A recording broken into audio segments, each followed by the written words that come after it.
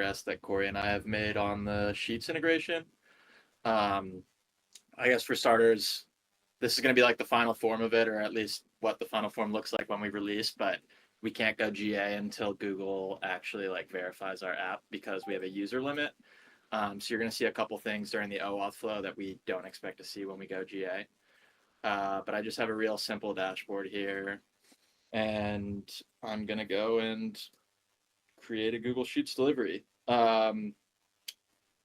Notably, you can do all this stuff in the form, and when you go to do the OAuth consent flow through to Google, we're gonna retain your settings. So I guess I'm just gonna change like every single input here just to prove that to you.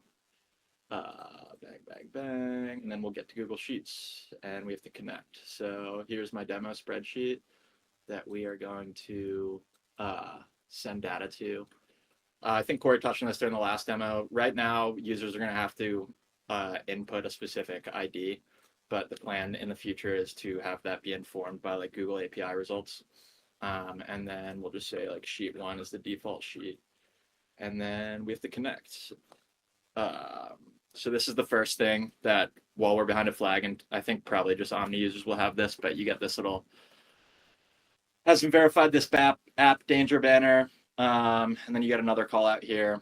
You need to give all the scopes that Omni wants. And then, cool, we're in, we're connected. I can save my sheet. Also, you'll see like all of our settings are maintained through that redirect. Save, and then I guess we'll send it. We were on overwrite. So we're connected to the sheet 1. The first write mode we're going to show is overwrite, so you should see all these values disappear with the results of the table. I'll send that. Should see that happen. Cool. There was the clear. There was the new data.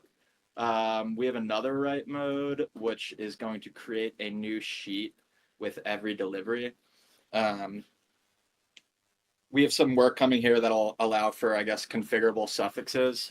But for now, we're just going to append a Unix timestamp to the new sheet. So I'll send that. You should see a new sheet come in. There it is. And then there's also in append write mode, and I want to demo that that is robust against like header drift. So we'll change this to append.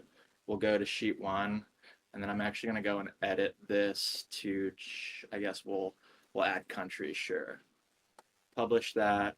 Go back to this, guys. You'll see we have a new column in this delivery. If I send now, you should see sheet 1 get the new column. Since we are the append write mode, all the existing rows stay, and then the ones that come later have the new value. And you'd see similar handling if we were to like go and remove a column. So I guess we'll go and remove gender. Publish that, and I'll run it one more time. Just 3 columns again, send now. Should see the new data will not have values for gender, but we still have 4 column headers, so yeah. That's it.